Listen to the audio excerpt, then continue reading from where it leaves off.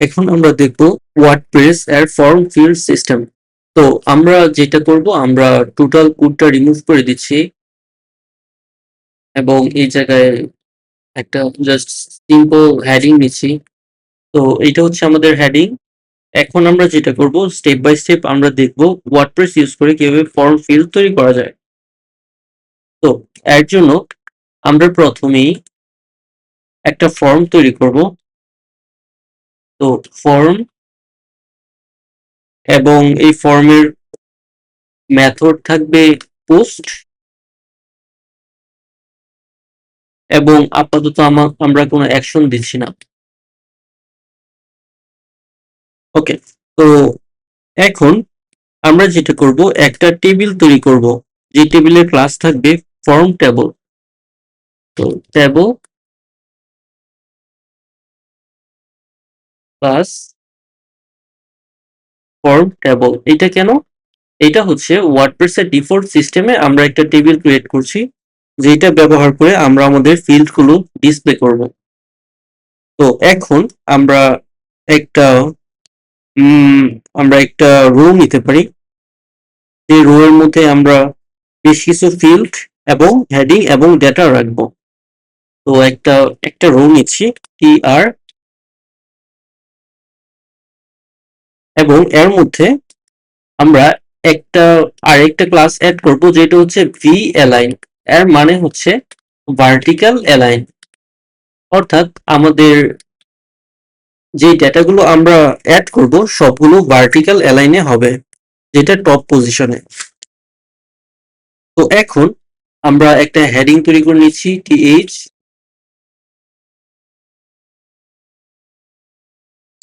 এবং এর একটা স্কোপ দিব, স্কোপ ইকুয়াল রো। এটা বলে দিচ্ছে যে এইটা হচ্ছে একটা রো। তো এখন যেটা করব, আমরা এর মধ্যে একটা লেবেল রাখবো, লাইক এর একটা ফর থাকবে টার্গেটিং এর জন্য, যেমন ফার্স্ট নেম, ফার্স্ট নেম। একটা টেবল ডেটা নিব, যেটার আইডি থাকবে সেম, যেটা লেভেল অলরেডি নির্দেশ করছে। তো আমরা যেটা করব, আমরা একটা ইনপুট নেব, ইনপুট এর সরি ম্যাক্স লেন্থ ইকুয়াল, আমরা একটা ম্যাক্সিমাম লেন্থ দিতে পারি। আপাতত একটা সাইজ দিতে পারি আমরা, এবং একটা name, name equal F name. Okay, আপাতত এইটুকু। আর আমরা আইডিটা অ্যাড করে দিতে পারি, যেন ক্লিক করলে টার্গেট কাজ করে, আইডি ইকুয়াল এইটা। আর ইনপুটটা আমরা একটা ডেটার মধ্যে দিব, অর্থাৎ টিডি এর মধ্যে, টিডি, টিডি। ওকে, আমরা একটু রিক্যাপ করি কি করেছি। আমরা একটা ফর্ম অ্যাড করেছি, যেটার মেথড হচ্ছে পোস্ট, আর একটা টেবিল যেটার ফর্ম টেবল। এইটা এক্স্যাক্টলি এই নামই হতে হবে, কারণ ডিজাইনটা আসবে ওয়ার্ডপ্রেস থেকে। আর একটা টেবিল রো অ্যাড করেছি, যেটার ভি অ্যালাইন টপ, মানে এটার রো, হেডিং আর ডেটাগুলো টপ আকারে অ্যালাইন থাকবে ভার্টিক্যাল মোডে। আর একটা হেডিং তৈরি করেছি, যেটার স্কোপ হচ্ছে রো, লেভেল, আর একটা কি ইনপুট, যেটা ডেটার মধ্যে আছে। তো এইটাই আপাতত, আমরা দেখি আমাদের আউটপুটে কিরকম আসে। আপনি যদি দেখেন, আপনি দেখতে পারবেন যে এইটা অলরেডি একটা স্টাইল চলে আসছে। অ্যাগেইন এই স্টাইলটা আমরা করিনি, এটা ওয়ার্ডপ্রেস থেকে চলে আসছে। তো আমরা আরেকটা রো ক্রিয়েট করে নিচ্ছি, এইটার আমরা নাম দিতে পারি maybe last name, last name, এবং আমরা ফার্স্টটা চেঞ্জ করে দিব লাস্ট, নেমটা দিব এল নেম। এইটা যদি দেখেন, লাস্ট নেম। তো এরপর আমরা হয়তো, আই থিঙ্ক আপনি বুঝতে পারছেন আপনি কিভাবে বিভিন্ন ফিল্ড গুলো অ্যাড করবেন, এর উপর ডিপেন্ড করে, রাইট? যেমন আমি জাস্ট একটা আর একটা ফিল্ড ক্রিয়েট করছি আপনাকে দেখানোর জন্য। যেমন এই ফিল্ডের নাম আমি দিচ্ছি কালার, কালার। সো কালারের মধ্যে আমি যেটা করব, একটা সিলেক্ট অ্যাড করব, মেবি এটা আমি এই জায়গায় করতে পারি। তো সিলেক্ট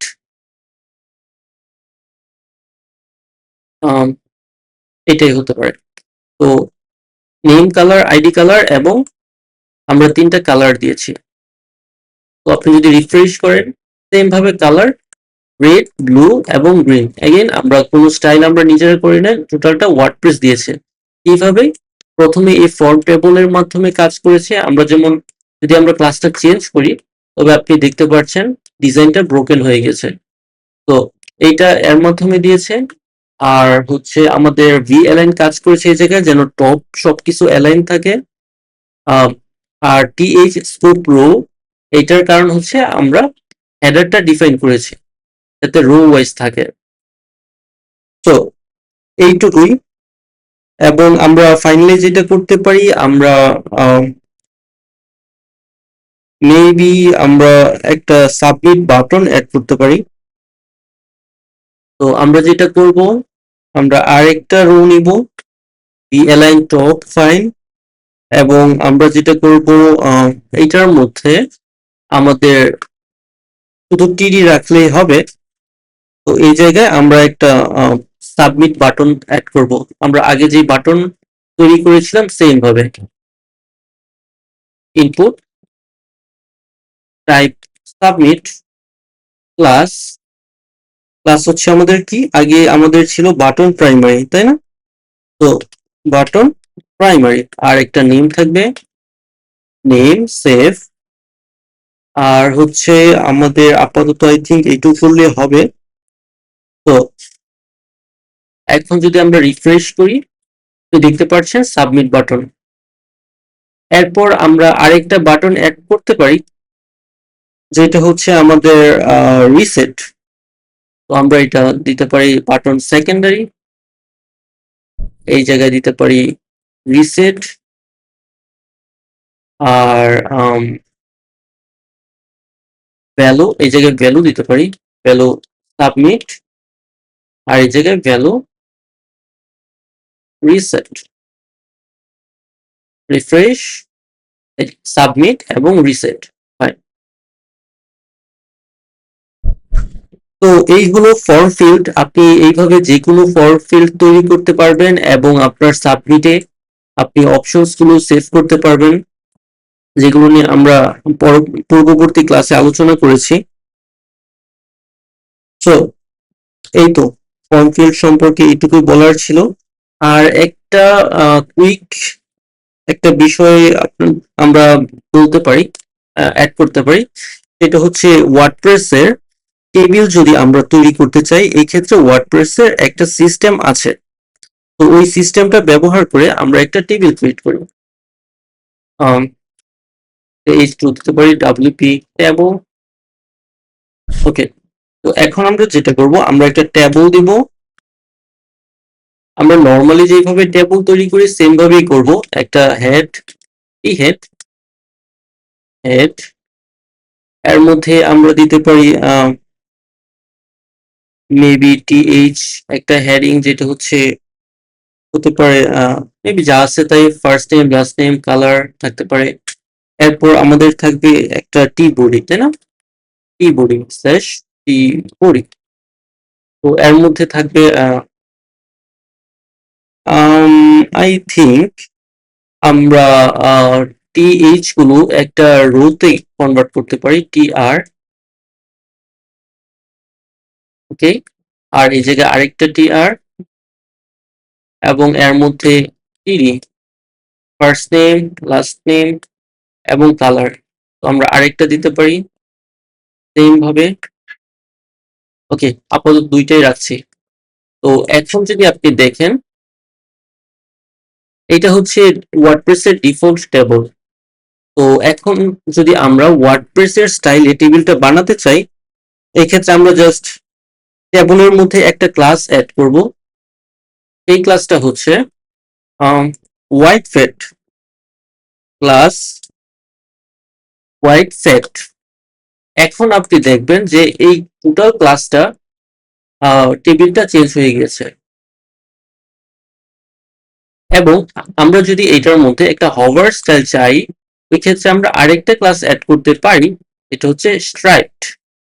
তাহলে কি হবে, আপনি যদি হভার করেন, আপনি দেখতে পাচ্ছেন হভারে মেবি এটা ডাটা আরো যদি আমরা বাড়িয়ে দিই, ওই ক্ষেত্রে আপনি প্রপারলি বুঝতে পারবেন। তো এখন যদি আমরা দেখি, আই হোপ আপনারা দেখতে পাচ্ছেন প্রতিটা কালার চেঞ্জ হয়ে গিয়েছে। তো এই তো মোটামুটি এইটুকু। আর একটা কাজ আমরা করতে পারি অ্যাজ এ বোনাস পার্ট, সেটা হচ্ছে আমরা যদি চাই ওয়ার্ডপ্রেস এর পেজিনেশন তৈরি করতে পারি। ওকে, তো পেজিনেশন তৈরি করার জন্য এই জায়গায় আমরা আরেকটা H2 দিচ্ছি, পেজিনেশন। প্রথমেই আমরা একটা ডিপ নিব।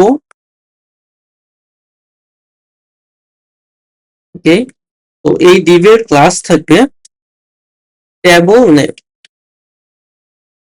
বেসিক্যালি একটা টেবিল নেভিগেশন অ্যাড করার জন্য আমরা এই ক্লাসটা ইউজ করি।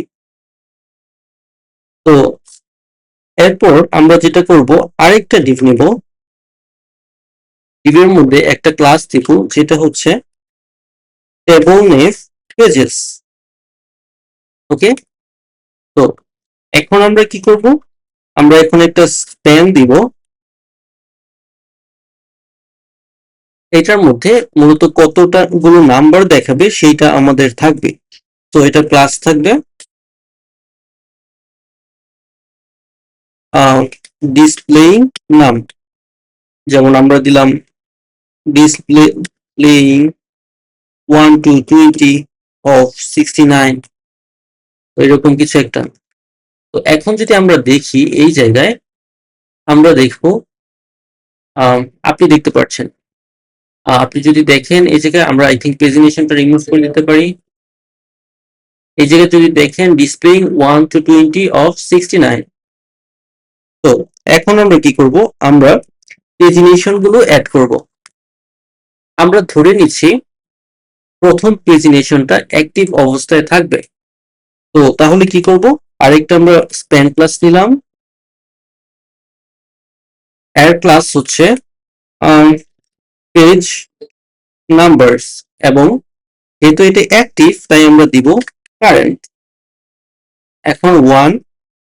তো আমরা এরপর কি করব, আমরা বাকিগুলো হবে লিঙ্ক। এখানে বিষয় হচ্ছে যেটা অ্যাক্টিভ এটাতে ক্লিক করলে তার কোনো পেজে যাবে না, তাই না? এই জন্য এটা স্প্যান, আর বাকিগুলো হচ্ছে লিঙ্ক। সো 2, 3, 4 আপাতত এটুকু হলেই হয়। এই ক্ষেত্রে যেহেতু কারেন্ট না, অর্থাৎ অ্যাক্টিভ না, তাই আমরা কারেন্ট ক্লাসটা রিমুভ করে দিচ্ছি। তো এখন যদি আমরা দেখি, আপনি দেখতে পাচ্ছেন এটা এই জায়গায় চলে আসছে, displaying 1 of 69 and 1, 2, 3, 4। ওকে, তো আপনি দেখছেন এই জায়গায় টেবল নেম পেজেস, এটার ফ্লোট কি, রাইট? তো আমরা যেটা করব, আমাদের টেবল নেম পেজেস যেটা আছে এটার মধ্যে একটা ইনলাইন স্টাইল দিয়ে দিব, ফ্লোট নান। তাহলে কি হবে, এটার ফ্লোটিং পয়েন্টটা অ্যাভয়েড করবে এবং লেফটে চলে আসবে। তো এই হলো আমাদের কিভাবে আপনি ফর্ম ফিল্ড তৈরি করবেন, অথবা আপনি বাটন এড করবেন, আপনি টেবল ক্রিয়েট করবেন এবং সেই টেবলের পেজিনেশন অ্যাড করবেন।